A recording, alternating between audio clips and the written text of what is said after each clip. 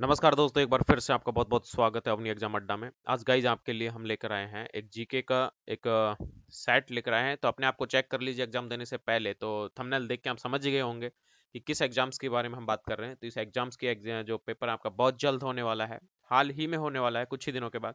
तो आ जाइए और फटाफट अपने आप को जीके चेक कर लीजिए, और हो सकता है कि आपको इनमें से बहुत सारे नहीं तो 2 4 5 क्वेश्चन आपको मिल जाए। अगर 20 मिनट 15 मिनट में अगर आपको 5 क्वेश्चन भी अगर मिल जाते हैं आपके एग्जाम में, तो बहुत हेल्प होने वाली है। तो आइए गाइस शुरू करते हैं आज की इस वीडियो को, जिसमें आपको हम लगभग 25 से 30 क्वेश्चन का एक जीके का बहुत इंपॉर्टेंट क्वेश्चंस मैं आपको कराने वाला हूं।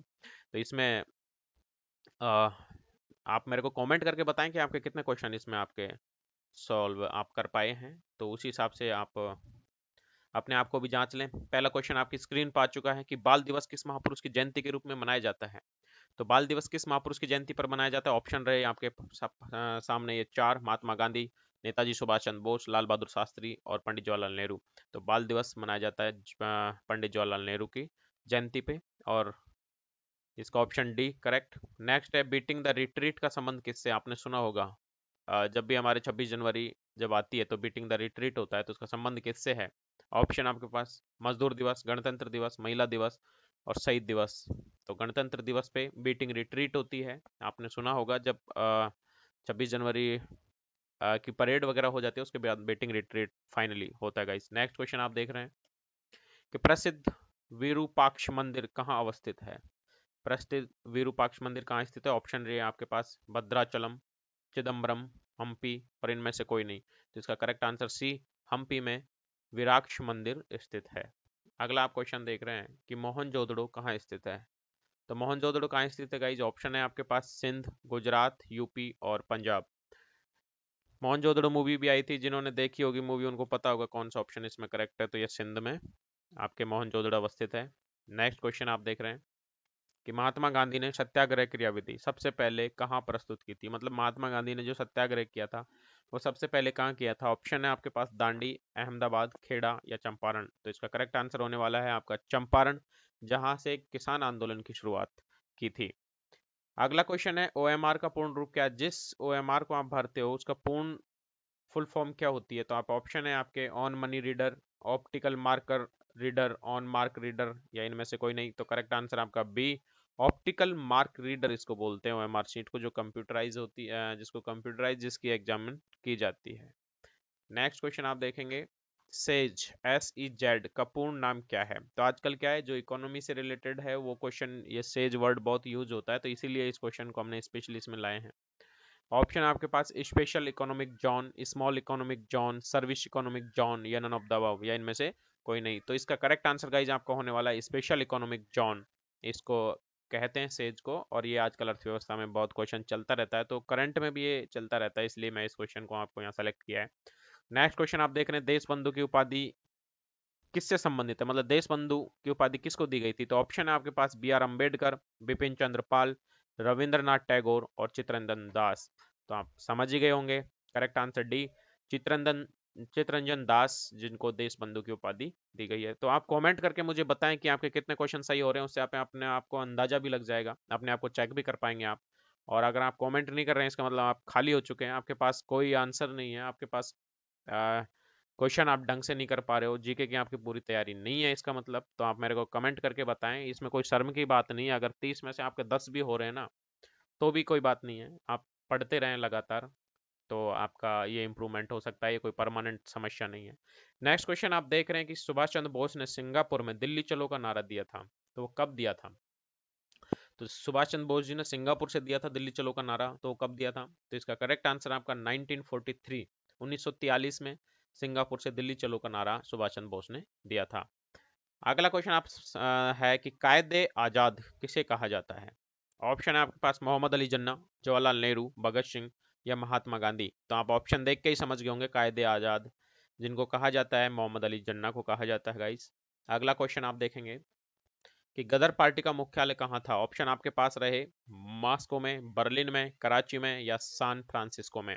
तो करेक्ट आंसर इसका डी, सैन फ्रांसिस्को में गदर पार्टी का मुख्यालय था। और रास बिहारी बोस गदर पार्टी से रिलेटेड थे, आपको पता ही होगा। नेक्स्ट क्वेश्चन आप देख रहे हैं, सुभाष चंद्र बोस ने कब कांग्रेस की अध्यक्षता से त्यागपत्र दे दिया था? मतलब कि सुभाष चंद्र बोस ने कांग्रेस कब छोड़ दी थी? ऑप्शन है आपके पास 1947, 1950, 1939 एंड 1937। तो करेक्ट आंसर आपका ऑप्शन सी 1939 में सुभाष चंद्र बोस ने कांग्रेस की अध्यक्षता से त्यागपत्र दे दिया था। इसका मतलब कांग्रेस के अध्यक्ष भी सुभाष चंद्र बोस रहे हैं। नेक्स्ट क्वेश्चन है गाइस, 1935 में भारत सरकार का अधिनियम किस निर्णय से संबंधित था? 1935 का जो भारत सरकार अधिनियम है, निम्न में से कौन सा उनमें से हो सकता है? तो देखो, प्रांतों में उद्योग खोला था क्या, प्रौढ़ मतदान था क्या, प्रांतीय स्वायत्तता, सुना सुना सा लग रहा है, पढ़ा था। इसका मतलब करेक्ट आंसर आपका प्रांतीय स्वायत्तता हो जाएगा गाइस। अगला आप देख रहे हैं कि भारत छोड़ो आंदोलन कब हुआ? भारत छोड़ो आंदोलन कब हुआ?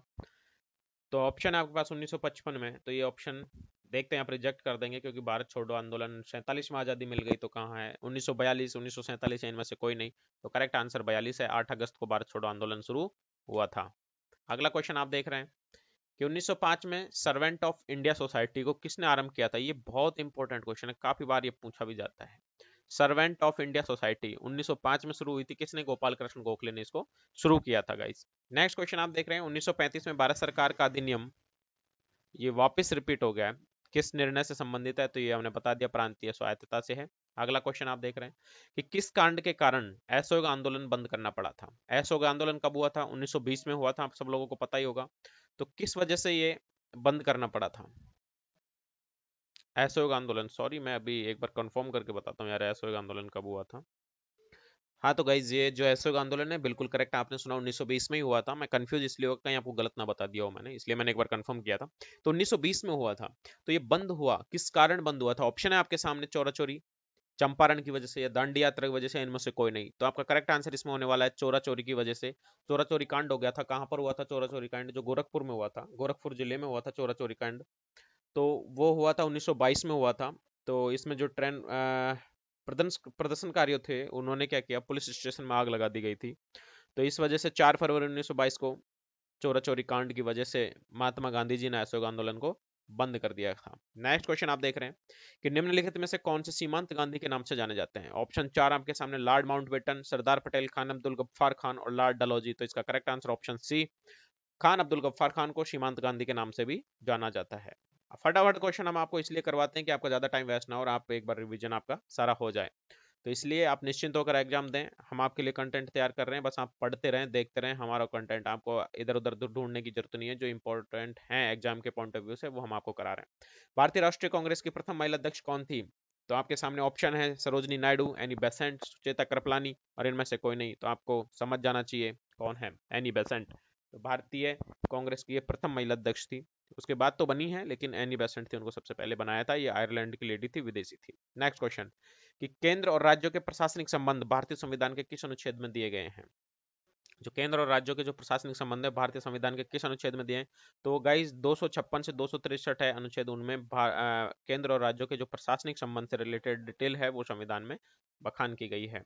नेक्स्ट क्वेश्चन आप देखेंगे कि भारत में राष्ट्रपति अपना त्याग पत्र किसके समक्ष पेश करता है? उपराष्ट्रपति, प्रधानमंत्री, या भारत के मुख्य न्यायाधीश, या लोकसभा के अध्यक्ष?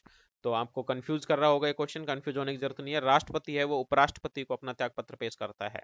नेक्स्ट क्वेश्चन आप देखेंगे कि भारत संविधान की किस अनुसूची में क्षेत्रीय जो भाषाएं 22 जो भाषाएं शामिल की गई हैं वो कौन सी अनुसूची में है?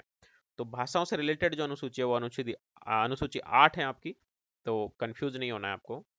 नेक्स्ट क्वेश्चन देखेंगे आप कि यूरोप का मरीज किसे कहा जाता है? तो यूरोप का मरीज ऑप्शन है आपके पास, प्रेसा, जर्मनी, तुर्की, या इनमें से कोई नहीं।